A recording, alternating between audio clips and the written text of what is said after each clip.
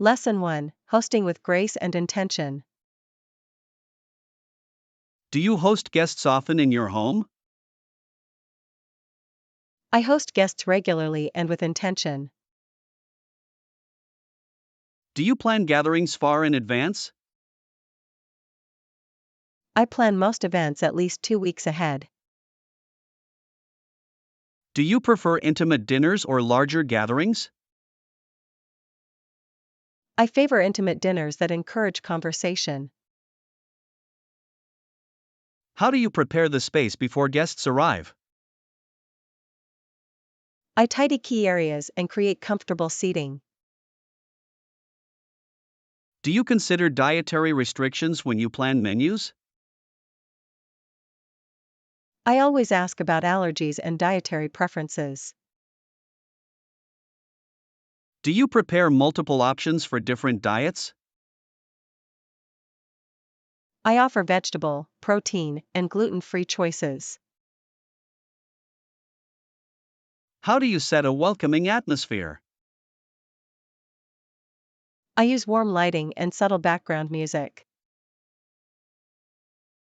Do you use formal table settings for every dinner? I reserve formal settings for special occasions only. How do you balance formality and friendliness? I combine elegant presentation with relaxed conversation. Do you involve guests in the cooking process sometimes? I invite close friends to help for a more social experience. Does that approach improve the overall mood? It creates shared memories and reduces host stress. How do you manage timing when serving courses? I pace courses with conversation and allow comfortable pauses. Do you prepare certain dishes in advance? I choose make-ahead dishes to remain present with guests. How do you handle unexpected guests arriving early? I offer refreshments and adjust the schedule graciously. Do you set house rules for guests discreetly? I communicate practical expectations kindly when needed. How do you prepare sleeping arrangements for overnight visitors? I provide fresh linens, blankets, and a small welcome kit. What items do you include in a welcome kit? I include water, a charger adapter, and a brief note. How do you manage pets when hosting guests? I inform guests in advance and secure pets if necessary. Do you ask guests about accessibility needs? I ask ahead to ensure the home accommodates everyone.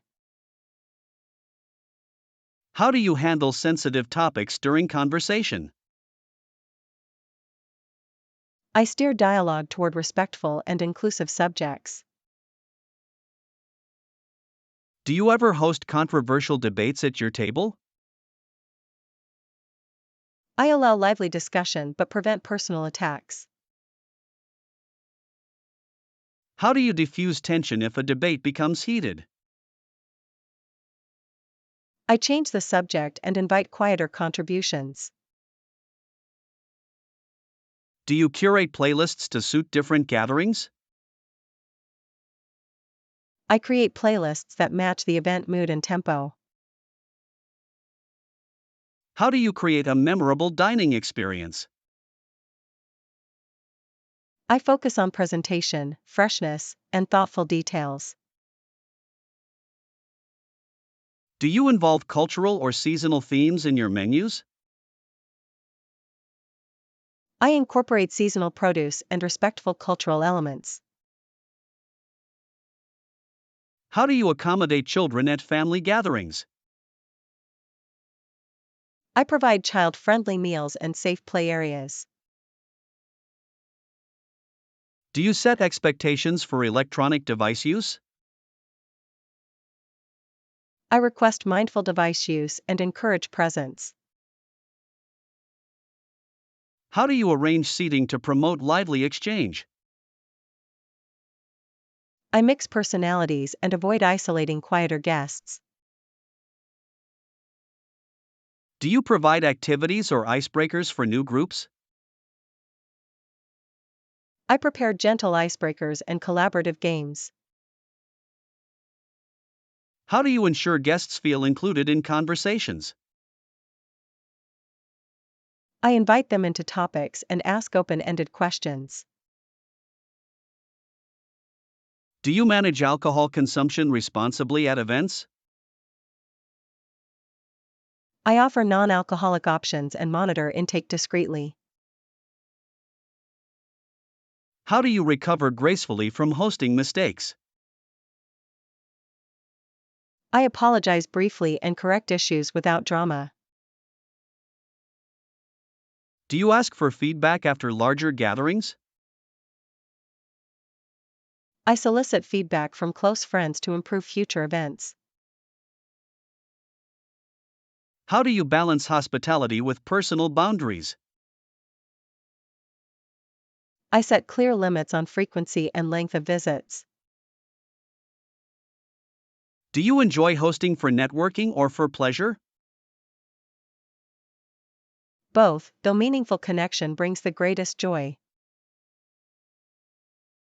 How do you handle guests who overstay their welcome? I gently signal the evening is ending and offer help with departure. Do you prepare for guests with allergies to pets or scents?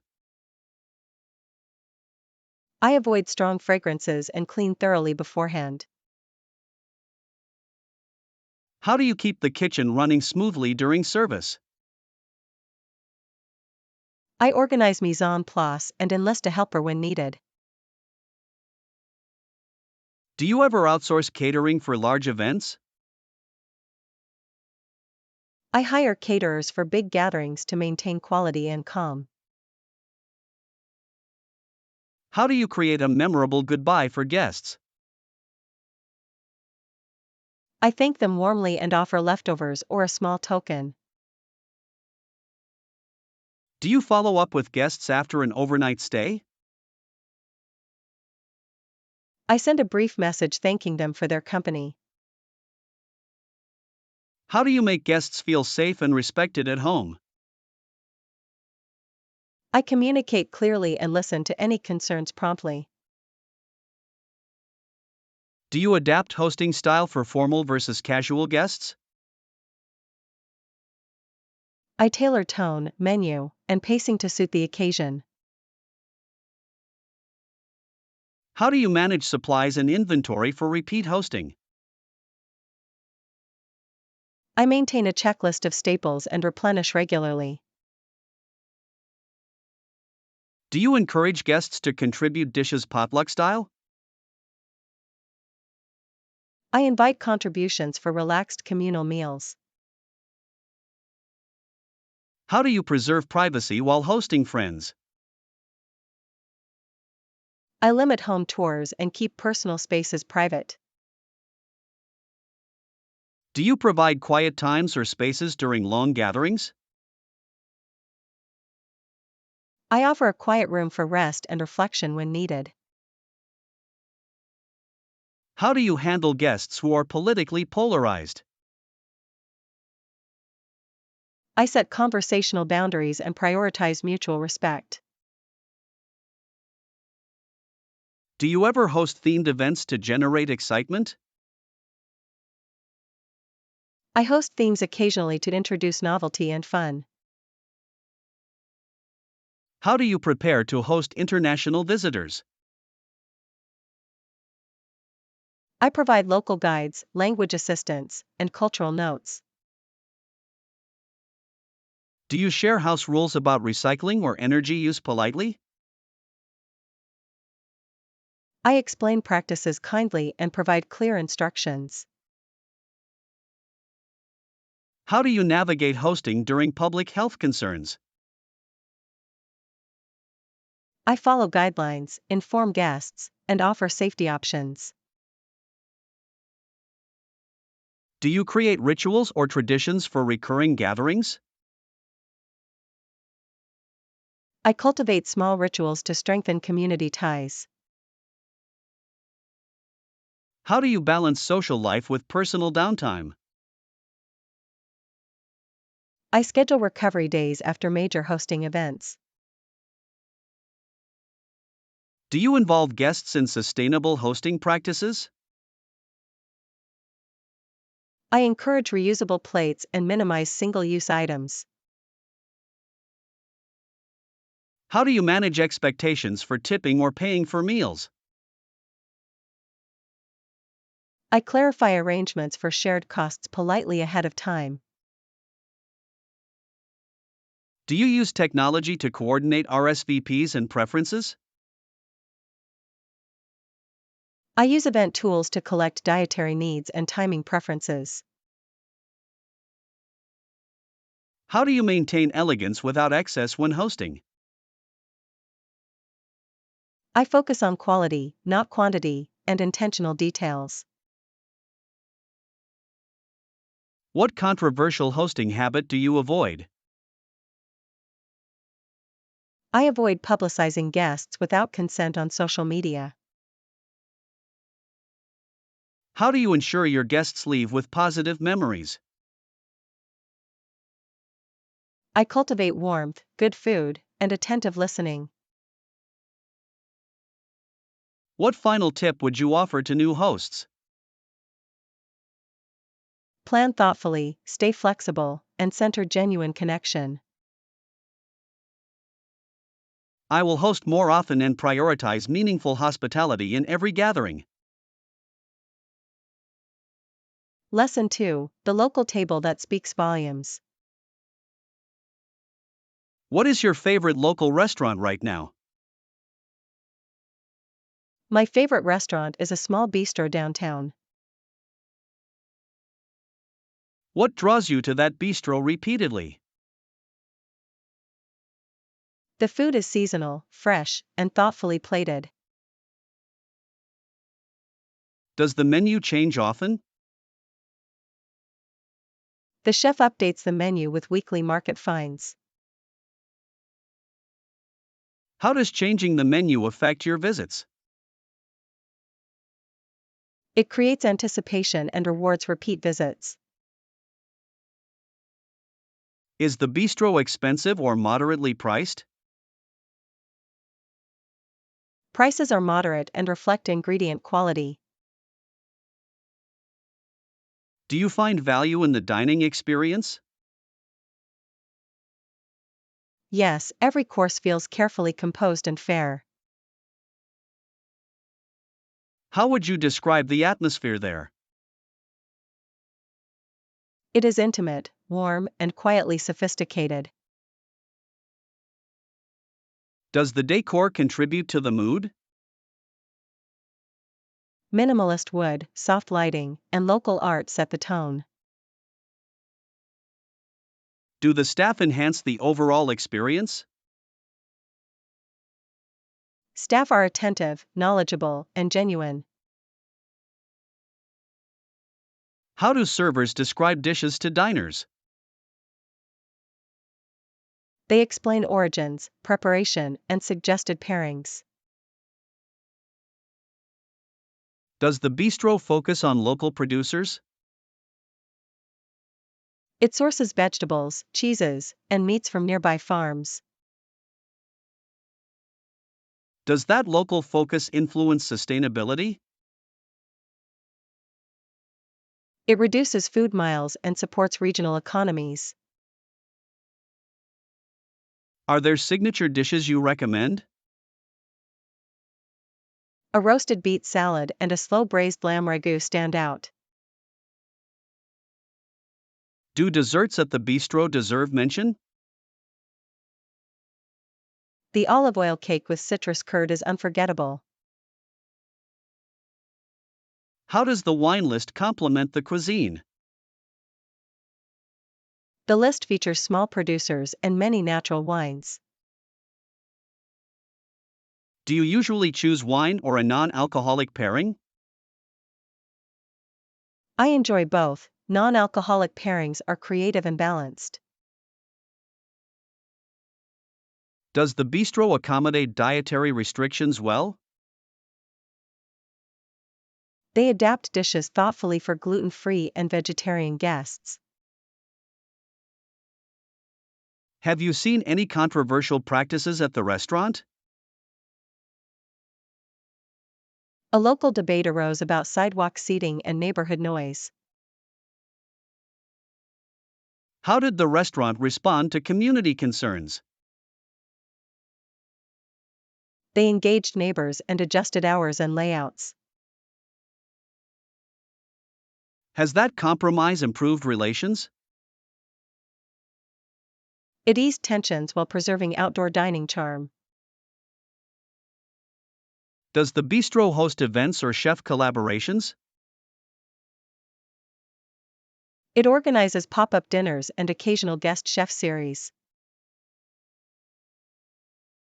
Are those events popular with food enthusiasts? They sell out quickly and create lively culinary discussion. How does the restaurant price special events? Prices reflect rarity and producer involvement, and are transparent. Do you ever see celebrities or influencers there? Occasionally, which has sparked social media buzz and debate. Has that attention changed the dining experience? It brought new customers, but the kitchen preserved its standards. Do reservations fill quickly on weekends? Yes, reservations fill fast and planning is essential. Do you prefer dining at lunch or dinner there? I prefer dinner for a relaxed, multi-course experience. How accessible is the bistro for newcomers? It welcomes curious diners and explains menus patiently. Do prices encourage frequent visits or special occasions? It fits both. Some patrons dine weekly, others reserve for milestones. How does the bistro compare to larger restaurants in the city? It offers intimacy and farm-to-table sincerity that large venues struggle to match. Have you noticed any trends reflected in the menu? The menu reflects a move toward fermentation and root to stem cooking. Do you appreciate those culinary trends? They deepen flavor and reduce waste when applied thoughtfully. How does the kitchen handle supply disruptions? The chef improvises and treats constraints as creative opportunity. Have you ever witnessed an inspired off-menu creation? Yes, a spontaneous crudo with preserved lemon became an instant favorite. How does pricing reflect ethical sourcing? Higher procurement costs are balanced by portioning and seasonality. Does the bistro engage with the local community beyond dining? It donates surplus food to nearby shelters and hosts cooking classes. Do these actions strengthen community ties? They build trust and reciprocal support across the neighborhood. How do regulars influence the restaurant's identity? Loyal customers shape menu experiments and cultural tone. Has the bistro received critical acclaim? It earned local awards and favorable reviews from regional critics. Do critics ever misrepresent the spirit of the place? Sometimes reviews focus on trendiness rather than heart and craft. How does staff morale affect the dining experience? Happy staff create better service and a more welcoming ambience. Does the owner invest in staff training and well-being? Yes, fair wages, predictable schedules, and development matter there. Is the kitchen open for guests to view? A partial view into the past shows respect for transparency. Does seeing the kitchen change your appreciation? Observing craftsmanship deepens respect for technique and labor. How does the bistro handle criticism from diners? They listen, apologize when warranted, and remedy issues promptly. Has the menu ever sparked controversy for cultural appropriation? A discussion occurred about authenticity and respectful adaptation. How did the chef address that sensitive critique? The chef invited cultural advisors and adjusted recipes to honor origins. Did that response satisfy critics and community members? Many appreciated the humility and commitment to respectful practice. Do you recommend trying seasonal tasting menus there? I recommend tasting menus to experience the chef's full vision. How long does a tasting meal usually last? It lasts around 2 hours and proceeds at an unhurried pace. Do you enjoy the pacing of courses? The rhythm allows conversation and mindful tasting between dishes. How do prices for tasting menus compare to ordering a la carte? Tasting menus offer greater value for curated, cohesive experiences. Would you eat there alone or prefer company? Both, alone it feels reflective, with company it becomes celebratory. Do you leave room to provide feedback directly to the chef? I sometimes write a note or ask to speak briefly if appropriate. Has the chef ever visited your table? The chef occasionally greets diners and explains inspirations. Does that personal attention enhance the meal? It creates connection and appreciation for culinary intent. Are there controversies about table turnover and reservation policies? Some debate exists about fairness in booking high-demand slots. How does the bistro manage equitable reservations? They reserve a portion for walk-ins and stagger online bookings. Do you think small restaurants should be louder on social media? They should communicate transparently without sacrificing authenticity. How does the bistro balance popularity with neighborhood impact? It moderates hours, enforces respectful outdoor behavior, and engages neighbors. Would you recommend this bistro to language learners visiting the city? Yes, it offers a welcoming environment and patient staff for non-native speakers. What final advice would you give to first-time diners there? Reserve early, mention dietary needs, and arrive ready to savor slowly. I will book a table this week and experience the bistro for myself. Lesson 3: The Art of Bartering. Good afternoon, Anna. Have you ever thought about trading services? Good afternoon, John. I have heard about it. It sounds intriguing. Many people in my neighborhood barter services. They exchange skills without money. That is interesting. What types of services do they exchange? Some offer gardening in exchange for home repairs. Others trade cooking for tutoring. That sounds like a fair arrangement. What do you think about it? I believe bartering fosters community connections. It builds trust among neighbors. I agree. In a way, it eliminates the need for cash. Exactly. Have you ever participated in such exchanges?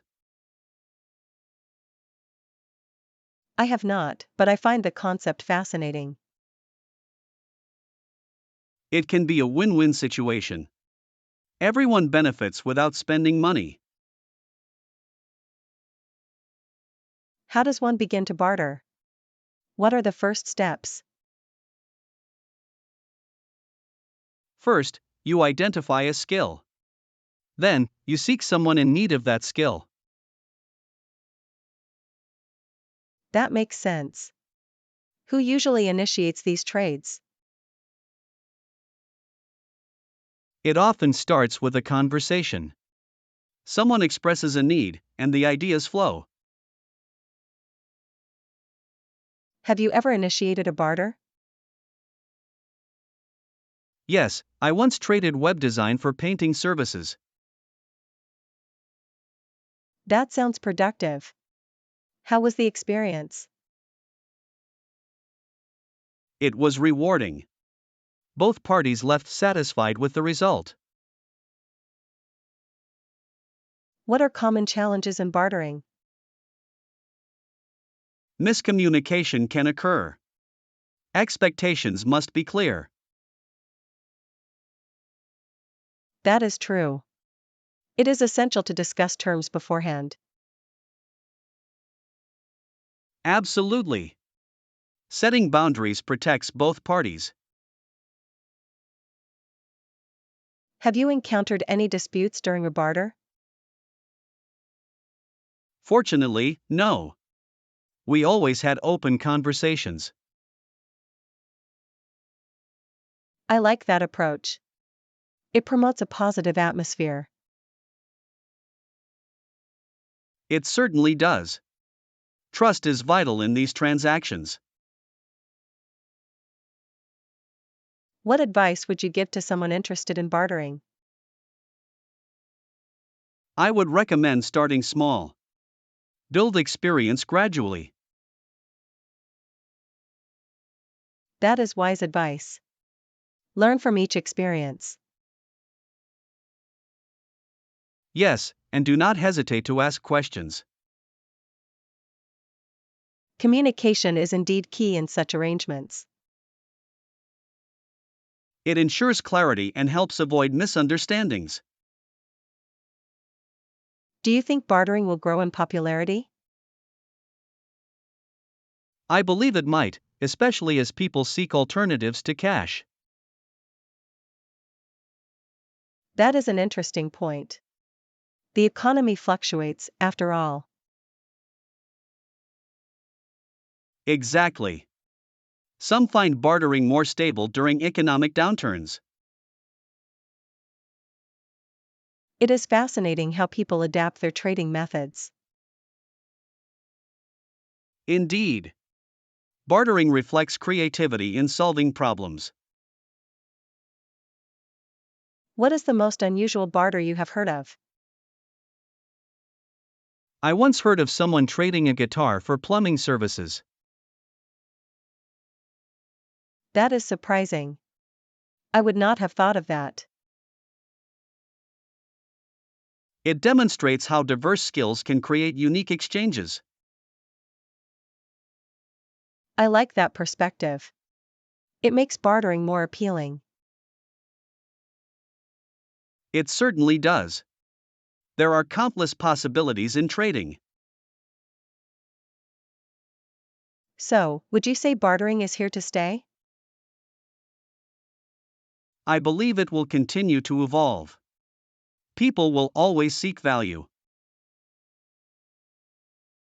Well said, John. I look forward to exploring this concept more.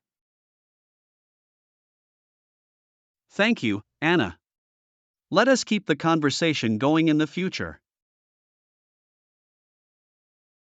Lesson 4: Essential emergency items for every home. Good evening, Anna. How are you today? Good evening, John. I am well, thank you. What about you? I am doing well, indeed. Have you ever thought about emergency preparedness? Yes, I have considered it. It is crucial to be ready for unexpected situations. Certainly. It can make a significant difference in times of crisis. What items do you believe are necessary to have at home? I think first aid kits are essential. They can treat minor injuries effectively. That is a solid point. A first aid kit is a must-have. What else? Non-perishable food items are vital. They sustain you during emergencies. Absolutely. Canned goods and dried foods would help greatly. Water is also paramount. It is vital for survival. Indeed. One should store enough water to last several days. Flashlights with extra batteries are important too. They provide light when power is out. That is true. It is unsettling to be in the dark during a storm. Moreover, a battery-powered radio can keep you informed during emergencies. Excellent idea. Knowing what is happening outside is essential during a crisis.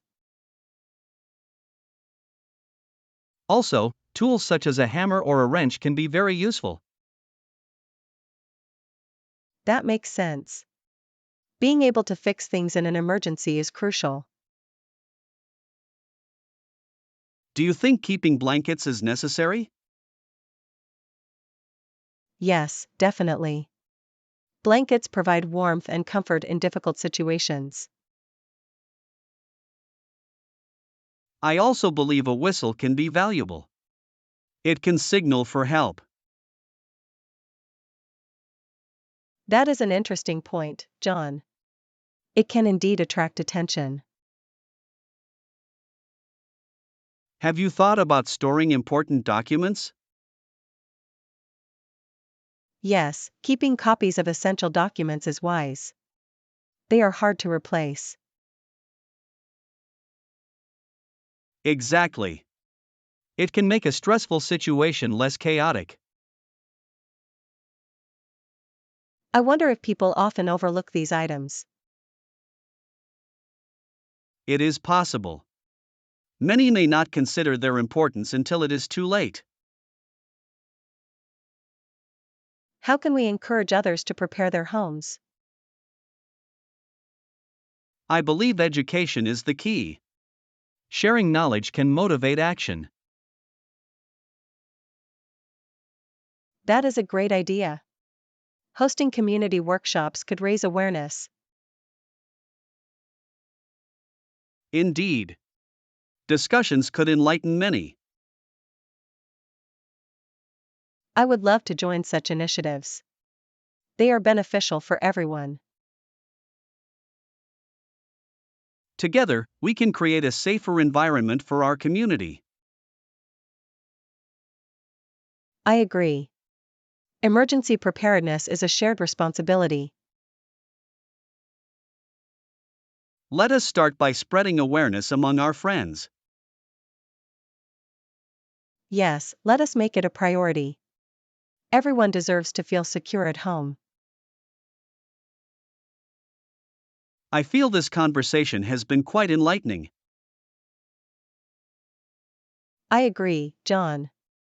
Thank you for your insights. Thank you, Anna. Let us continue to share knowledge in the future.